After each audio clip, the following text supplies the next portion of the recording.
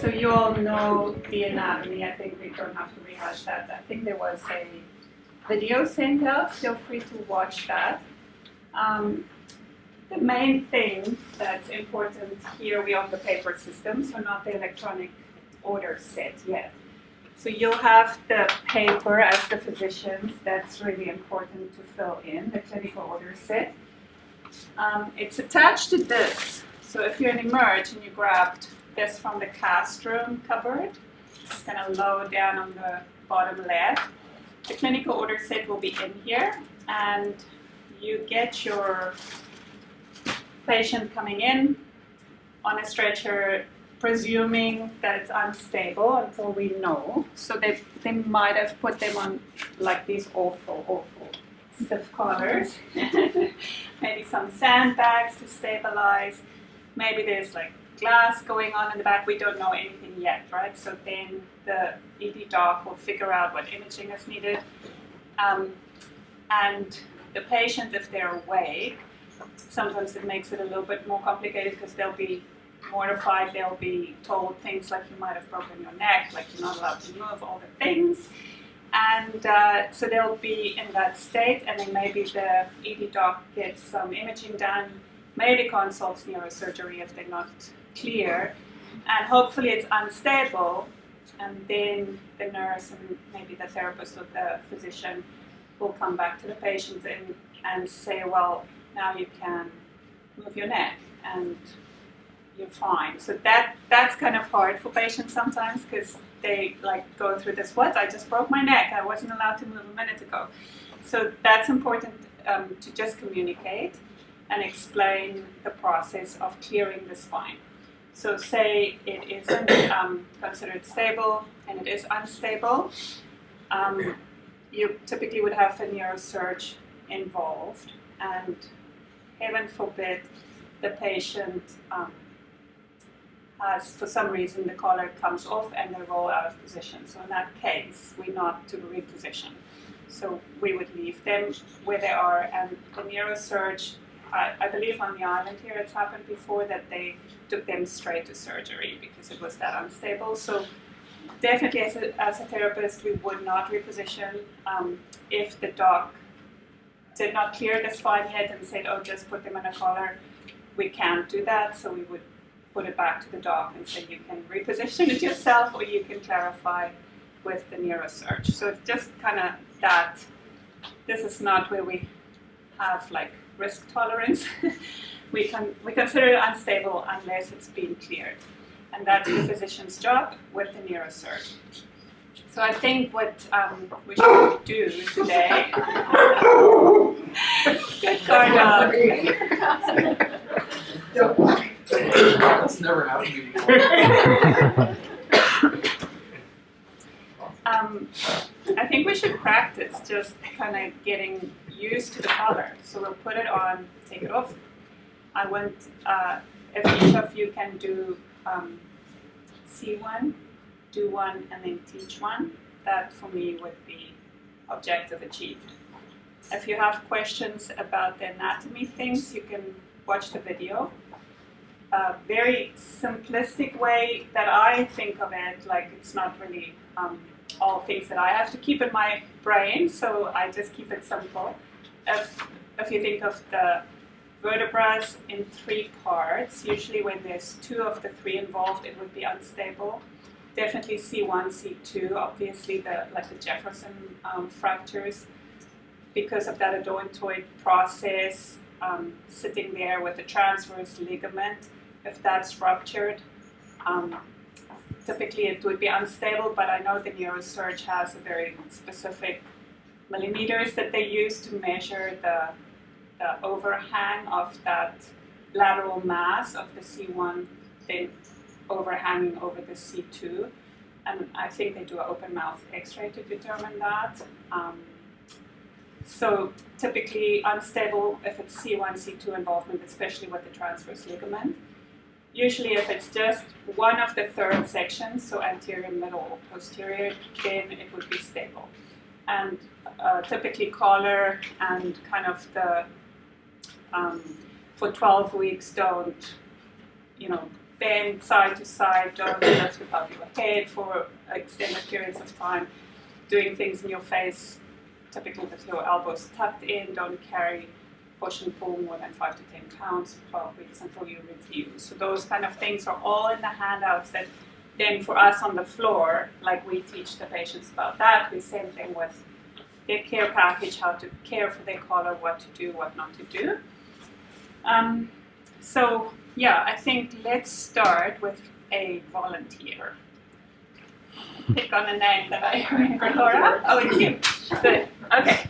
So I see the cushion here and the excuse me, the blanket. So that comes in handy sometimes. Just a point to, if patients are very kyphotic, we would accommodate their natural baseline. So if they are like this, then we would have pillows there. We won't try and get them flat.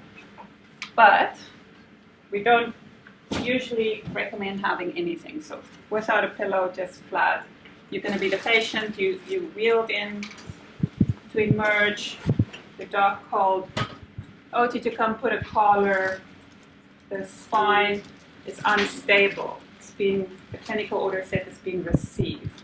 So I will not do it alone then. So I will need 2 buddies. So Laura and Libby. Thank you. Just a point of interest, this one is the Philadelphia collar, and then the stiff neck from usually the ambulance crew. Okay, so we'll use a collar, a Vista, which is kind of one size fits all, which is really nice compared to what we used to use in the past. So these little pads, I want you to start from scratch. So I always take one off at a time, so I would replace it. This is later on in the game when they're switching pads every day. Then I would take off one and put the new one on. So white goes against the skin. You always just find the middle, line it up. Velcro makes our lives easy. We just kind of stick it on there. And basically you don't want plastic against the skin. Think of a hockey mask. Some people like to do that. I just like to read, so don't put it on upside down. And we're going to do unstable. So one person on the head, she's going to be the boss, keeping in mind the height. So we can do this. We're kind of similar. And then always want a log roll, pelvis in neutral. Let's pretend that she is awake and she can understand. So we're going to lift your knees up for you, feet flat on the bed. And Laura will be our boss. We need to log roll to your side. I'll place the pad on the back first. This initial placing, you have to roll because we also want to inspect the skin. There might be glass, there might be things that need attention. And also we can clean it at the same time. Now we want to keep neutral. So when she rolls, she doesn't want the head to drop down into this. So her part is the most important. So she's stabilizing here, and I like to think past the ears. We're definitely not going to try and stabilize by pushing down on anything, but we want to keep it in line with the shoulders. As she goes up, she's going to compensate for that potential gap here so that she doesn't drop the head down. And then on the count of 3, if you can use your hand here and on the hips to log roll, We're going to do all the work, okay? Yeah. Okay. I'll assist to bring her around. I'm going to have myself ready to place this guy, and you're going to guide us. So just to clarify, are we going to do 1, 2, 3, or are we going to do 1, 2, 3, go? 1, 2, 3, go. Okay. All right. So you lead us. Okay. Ready, Bree? I'm ready. Okay. 1, 2, 3, go. And you relax. Don't fight anything. Just relax. Keep She'll breathing. hold you. She's going to feel like she's falling off her bed. Okay, so the skin thankfully is clear. There's no debris. So now Laura and I are gonna pay attention to each other's hands here. I'm lining this up to the spine and the occiput as best I can. When she comes back, I'm kind of holding the pad there because her rolling is going to push the pad back to me, so you don't want that to happen. And then once we're back on the back, then I'll get you to move your hand so I can bring the straps up. All right, on your 1, 2, 3, go. Good. You did. Good. So now still it's unstable. So what if she starts seizing or vomiting or, just... So we're going to stabilize until the collar is there to stabilize her. And then for the physicians, interesting point, like what do you do if she now starts vomiting and aspirating? And Log rollers.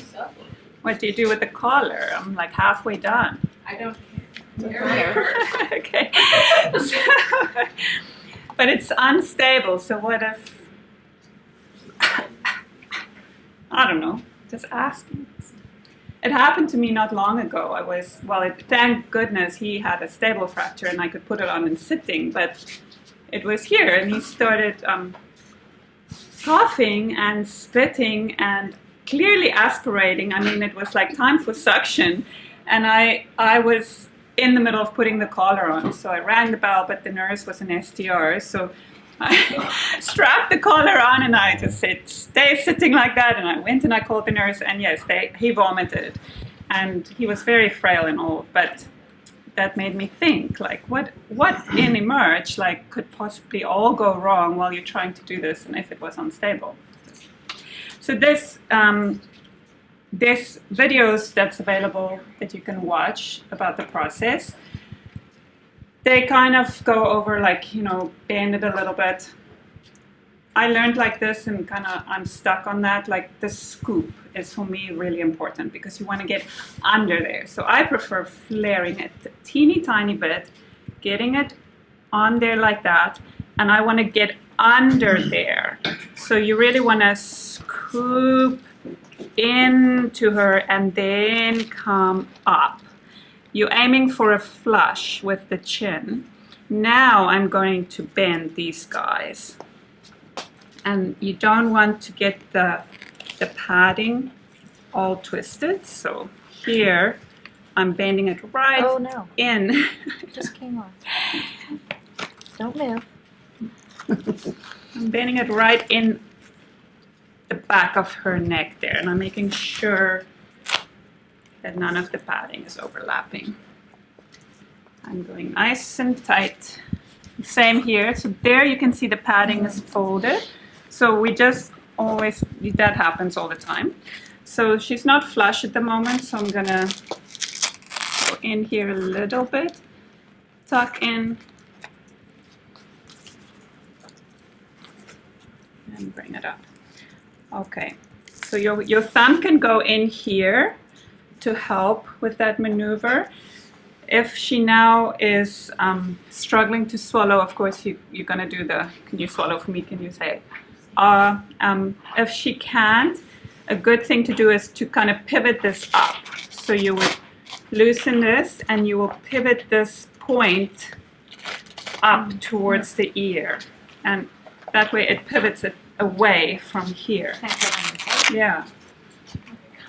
And so now, yeah. Is that better? Do you notice a difference? I do notice a difference. Okay. So now we want to twist. So clockwise you pull up and you're going to twist. You'll see on the side there's these little buttons. So you're starting on 0 or 1. Let's say 1, 2, 3, 4, 5, 6. You can go up to 6. So I'm going to keep twisting until my fingers don't want to do it anymore. And it will be uncomfortable for you. And it should be. It's not something that patients love you for, that's for sure. And this is the herbs only. Yeah. Okay. Okay, I can't, and I don't know if it's popped in there or not, so I think it needs to. So if they're unstable and we do this, Yes, we're just sort of like extending their spine. yes, Okay. that's yeah. Okay, so now we log roll and we're gonna sit you up. So again, same thing. all the work. Okay. Good to go. Yeah. 1, 2, 3, go. And Looks legs super are gonna comfortable. come down on your count again, and then we'll get her up into sitting. Okay. 1, 2, 3.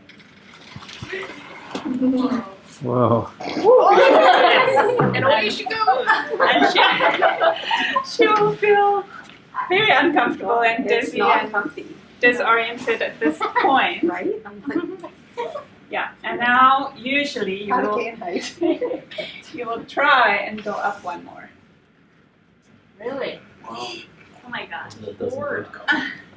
I can. So I'm gonna say we've done our due diligence. Holy. Just gonna check here. Nothing plastic-wise is pinching her. And it should depress the foam. So it's kind of squishing the foam here. I think we're A-okay. in your mouth? So now also if you, okay, you're no longer unstable. Can you try and turn left to right?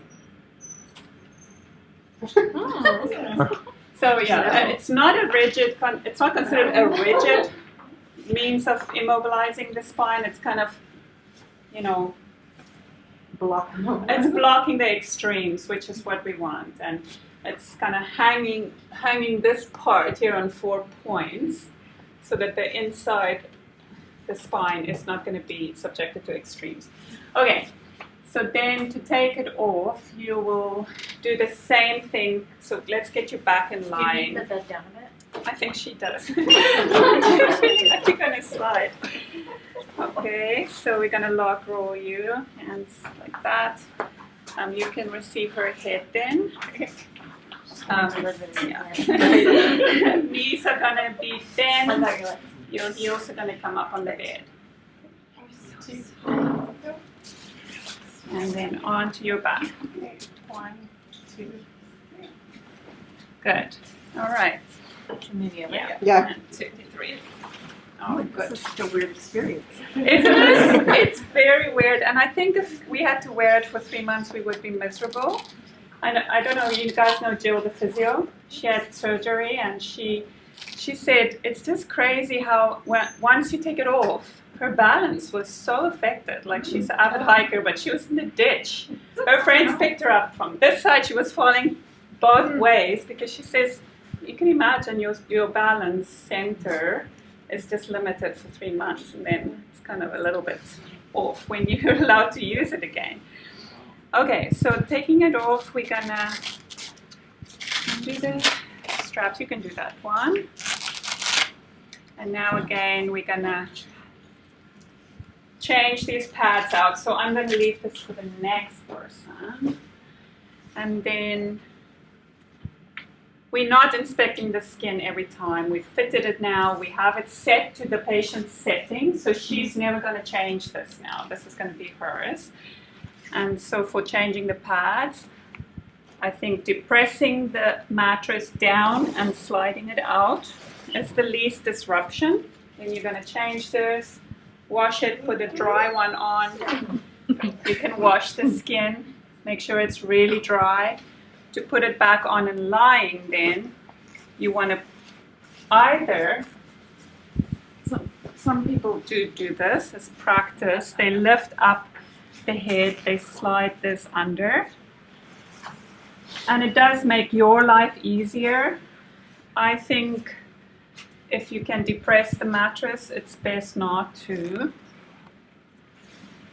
Unless she's on a flat pillow all the time. So then I'm going to press and slide under. And that's, I feel like, much less disruption. So, alrighty, taking these guys, so thank you very much.